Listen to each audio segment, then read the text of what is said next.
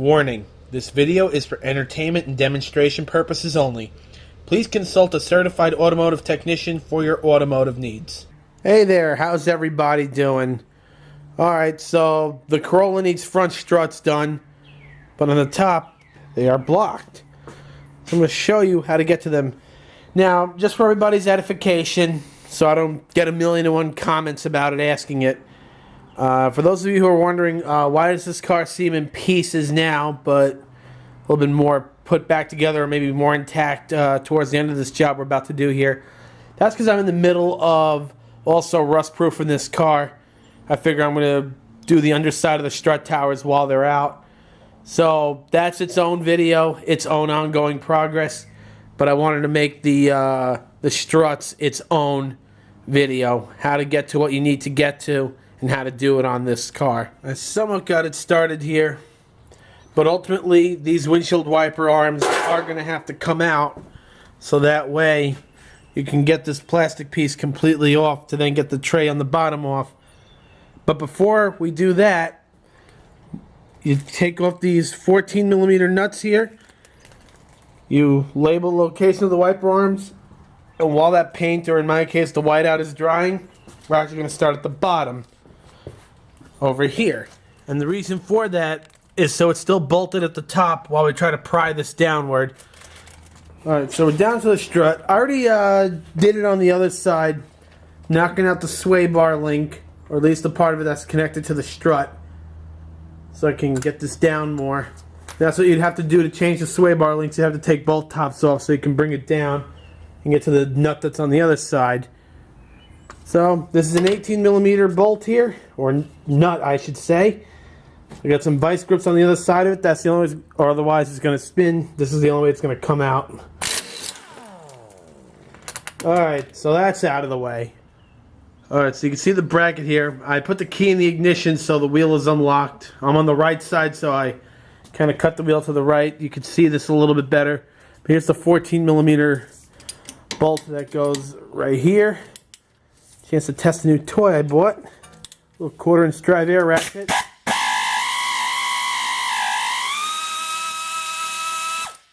And that's going to hit this little 10mm bolt right here. There you go. That comes out like so. Help get it away from the action. And then you're just going to use a pick. Oh, no, you don't have to use a pick. No, I lied. You can see this down here further. What you have to do, use a pick of some sorts, or a flat-bladed screwdriver. You're going to push that in, and that's going to free that wire from here. And then it's really out of the action. And remember, I'm also in the midst of a rust-proof project. So I'm going to clip the connector here and do as much as I can to really make sure that this wire stays out of the action. Alright, so the wire's out of the way, completely out of the way. Pop that little clip off. This here, alright, see the bolts better. They're both going to be 22mm. I already got a 22mm socket on the breaker bar, and then I got my 22mm impact socket right here. That's going to go on here, like so. And it might be necessary to cut the wheel left so the impact gun faces outward. And the other thing to make note of here, alright, the bolt part of it faces the front of the car, the nut faces the back of the car. So you're going to put the bolt in that way. Right, so you got your breaker bar here, you got your impact gun here with the 22mm socket, and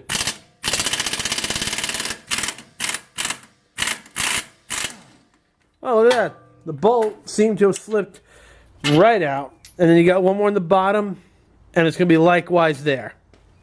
Yep, I had to get the punch, so out it goes.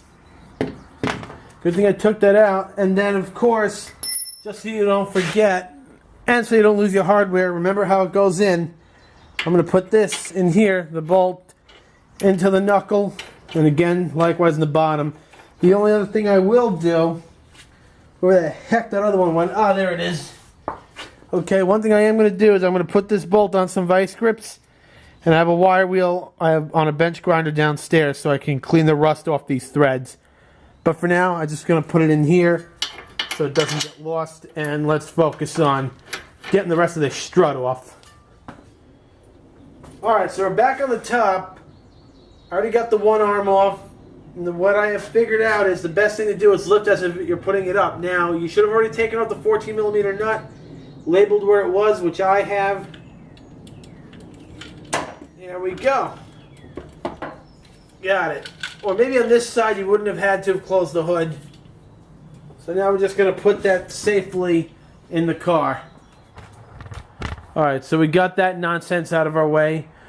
We have a couple pieces of trim panels that look like this here. Well, let me take it out of the bag for you. That look like this. Some people call them Christmas trees. But you got a few of those in there.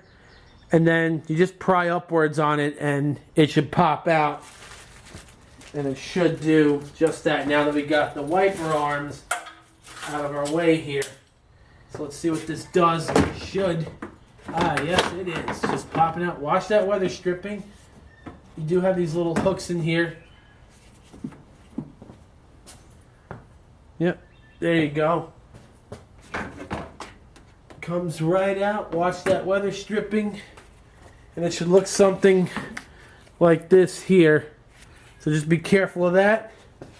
And then the next piece will do the exact same thing. Just going to pop it back out like so. There you go. Wow, you got a bunch of goodies here too.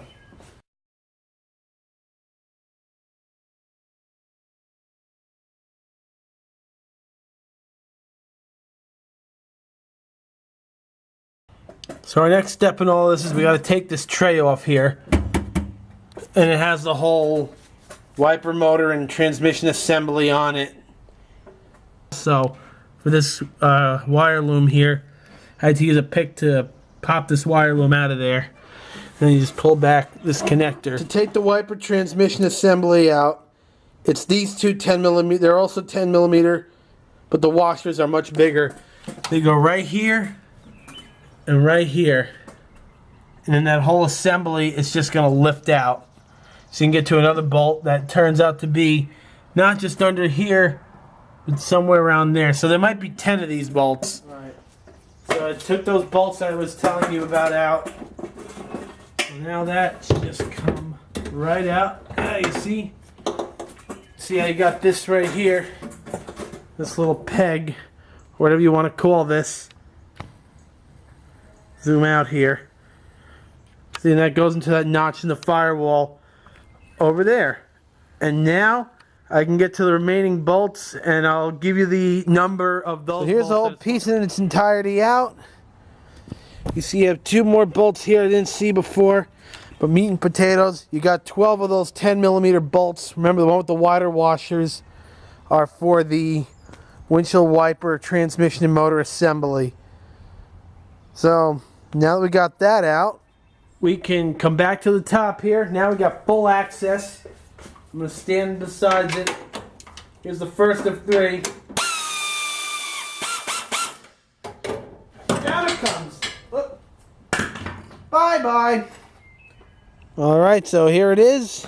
And this car has exactly 104,000 miles. I circled the mountain once so I can get an even 104. But this is what, 104 miles, 4,000 miles. Looks like on the original Strut. And one other little thing I want to point out. I don't know what the heck this thing is called, but just know that the open end of it faces towards the back of the car. And this will be reused. And if you have a strut kit that comes with a new one, well, don't throw these out. They're nice solid metal. No reason to throw them out. Just save them. Always good to have his extra parts. And I guess we're over here. I'll be wiping that down. And then it's going to be likewise for the other side. Alright, so I did the undercoating and rust proofing that I had to do. I'll touch up more in the other video that has to do with this, but let's stay focused on this video for the front struts. So take out some of the masking. This is to make sure the undercoating didn't get where it wasn't supposed to. Well, did mostly a good job. Nice, there we go. This is a nice reveal. Alright, so strut tower is cleared. So here's the new Monroe quick strut right here. See, look at that. New spring, new strut mount, all that. And even comes with new hardware. Mind you, I'll still save the old mounting bolts, but one thing to make note of, on the Monroes for this car, their mounting bolts are going to be 15mm socket, whereas the previous ones were 14 for the OE. Alright, so getting ready to put your new strut in. Don't forget about this horseshoe looking piece. And what it does is it levels it out, because you can see the ridges here on the strut tower. I'll pop the camera off the stand here. You'll see what I'm talking about. And that is to climb over these ridges. So it's going to go in like this. Not like this, but it's going to go in like this over here. And that's how it climbs over those ridges. Alright, so now you're ready to lift the new quick strut into position. So you're going to get in, reach in through. Make sure your bolt pattern is aligned. You got a little fendangling here, but it can be done. Fendangling, or however you say it. Good. So I got the first one in. I'm going to use this nut here just to hold it up. And then the next thing you want to do, I got a little blue Loctite here. I'm going to take that. I'm going to put that on this one here. Install the nut. Right? Do the same here. And then once I got those two done, I'm going to put Loctite, back this one back out. Put some Loctite on there. And I don't think I need to show the whole process of doing that, so I'm going to do that right now. Yep, and try to hold the strut up as you do it, so you're not putting all the force on the nut here.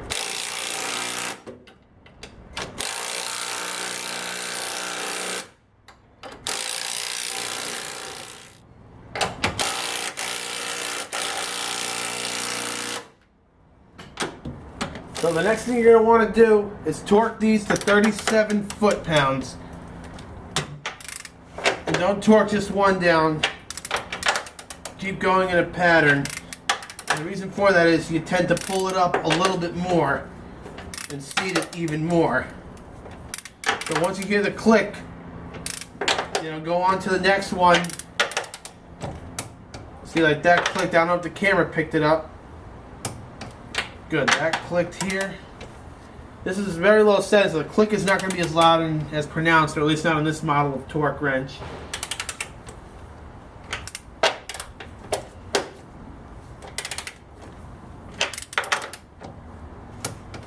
See, it turned a little bit more now to click on the one that had just clicked previously.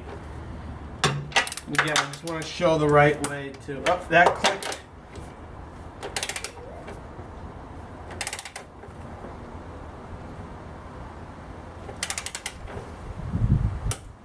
Good, that clicked now. We'll see if this one loosened up any.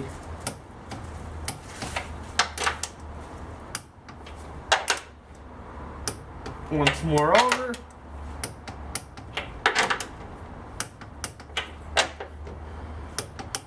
Alrighty then. Perfect. Alrighty then. So we're here on the back to the bottom, I should say. Yeah, I'm in some tight quarters here, just trying to light it up. Well, those really hot floodlights behind me. There we go. You insert the bolts that way.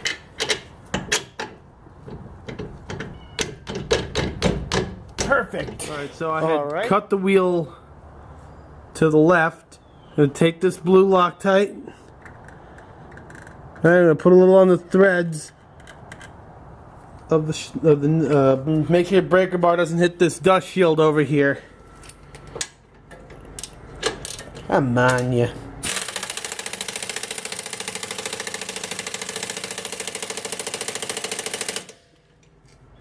And you want the bottom of the bolt to kind of be flush, maybe come a little bit past the bolt, and you got it.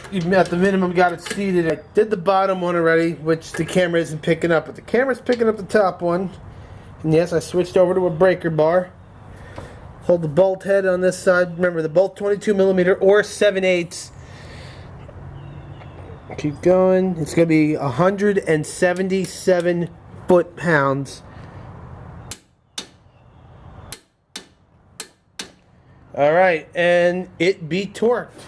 Alright, so next to take the brake line. This goes in the bracket here. There's a welded nut on the other side. And you see this little hole here? You're going to stick this tab in here, but look how this hook is bent over here. So you got to kind of do it something like this first. And that's how it stays on. And I got it on. I know I'm kind of blocking it, but my big fat blue hands.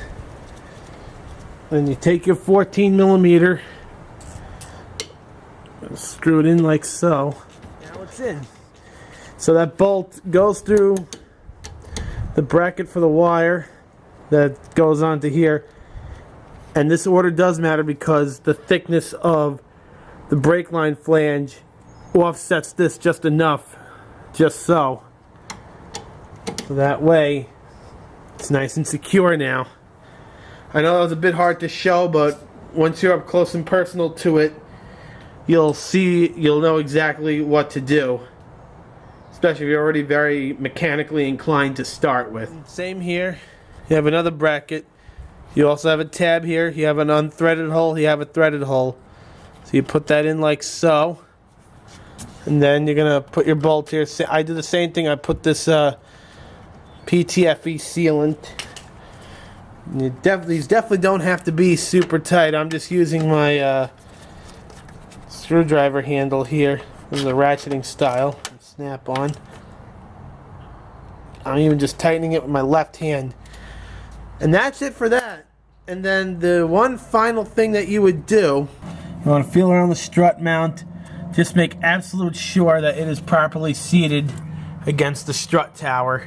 The only other thing I want to add also, just before you put this car back on the road, I know I'm pulled apart here because of other things I'm doing, but putting that aside for a second, pay attention to both your CV joints. Make sure they didn't come apart, because when you drop the strut, the knuckle comes out and it can sometimes pull on the axle shaft. You might pull apart the CV joints inside, or just end up pulling the whole axle shaft out of the transmission. You unclick it and then you try to take off, the car doesn't move, and you end up stripping the splines. That'll be a costly mistake.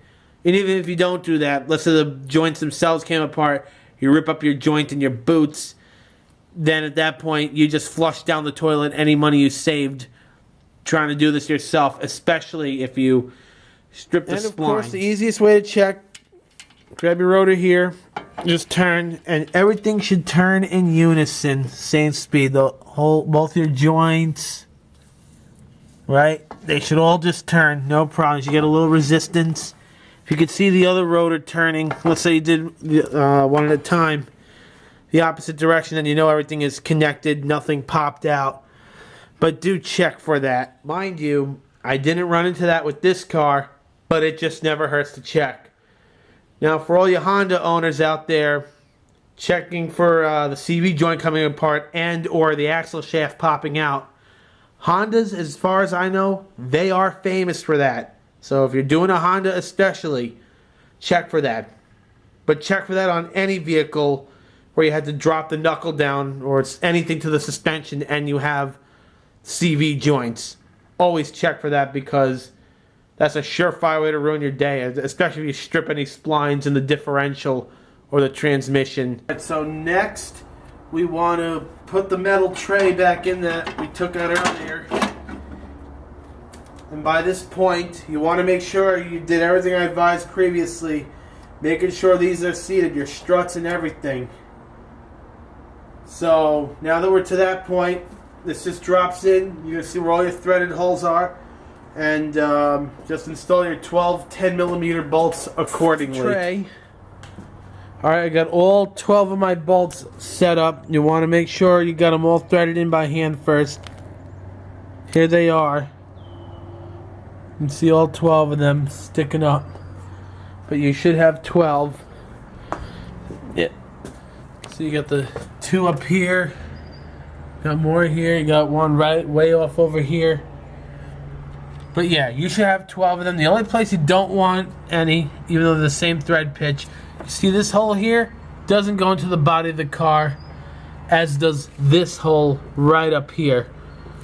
Those two holes are for the wiper transmission assembly when you're ready to put it back on. But let me just tighten these bolts up first. Alright, so next goes in the wiper motor. And as you're going to see here, one side of it has a positive hole, the other has a slotted. So make sure and remember also, you got this little nub here that's going to go right over into there. I have it upside down like an idiot.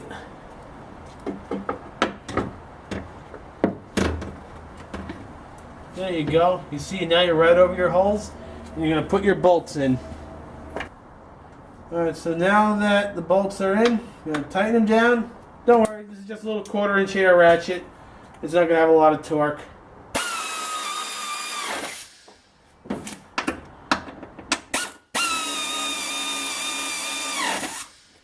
I already added dielectric grease to this connector, and well, it's asymmetrical, so there's only one way for it to go in. I don't think I need to show that. I'm going to lay the wire in here. You want to make sure it's not getting pulled on, so I'm going to lay it just like so. Little play here, a little play there on that side of it. Then there you go. Now your wiper motor is connected, and we can put the plastic piece on over this. Alright, so now we're back to the plastic pieces. This is the driver's side, this is the passenger side. You're going to go underneath. Alright? You're going to go underneath. Let me zoom in for you a little bit. And you're going to see how they join together. Go together like so. You just align the pins. Be careful. This is all plastic. It's dealer only, I'm pretty sure. So that's joined together as one piece, just like so. I'm going to carefully slide it. This is also going to be easier said than done. Alright, see, what you got to do is get this hood rod out of the way when you do it, and then you'll have the swing around space, or you should have the swing around space that you need. Don't worry, it's going to flex a little bit. It came apart here, but not to worry. Just join it back together like so. I was able to pull them back together quickly. You're going to see these two pinholes here, these guide pins, but you're going to push this back and snap it in. And then check for any of the others over there. And that's how it snaps back in together. And you can see it's pretty much flush with the other mounting holes here. This is a little difficult. The final step, you can use one of these. They call them Christmas trees. And I bought these at Advanced Auto Parts. Here's their part number right here. And now you're just going to push these in like so. You're just going to push it in. There you go. And then likewise over here. Perfect. And that's how you install the plastic cover. And then you're just going to do a reverse of putting in your wiper arms, which I already have marked. So I'm going to do that right now. Alright, and there she be. Everything looks just like it was before, only with some brand new struts. Wow, look how shiny new this hardware is. Well, that concludes it. That's what you got to do to change the front struts on a 2009 through 2011 Toyota Corolla.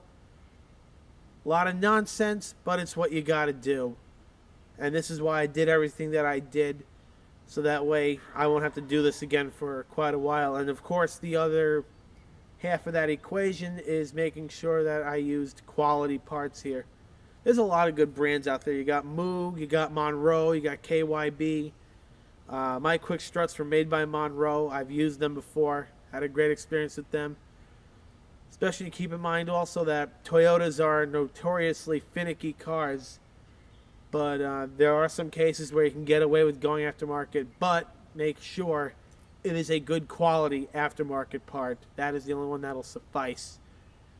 Especially if you're going to buy from any of these corporate chains, which tend to have their own brand. They're a lower quality Chinese-made product.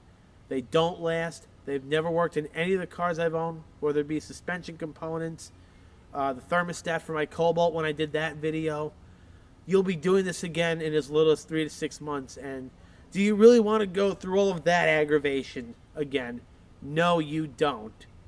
And with the money you're about to save doing it yourself, why not spend a little extra on some quality parts? And now this car won't be a problem for another 104,000 miles, especially with everything else that I'm about to do to it. So, hopefully this was helpful. Any and all input is greatly appreciated. And if you'll excuse me, I have a car to put back together.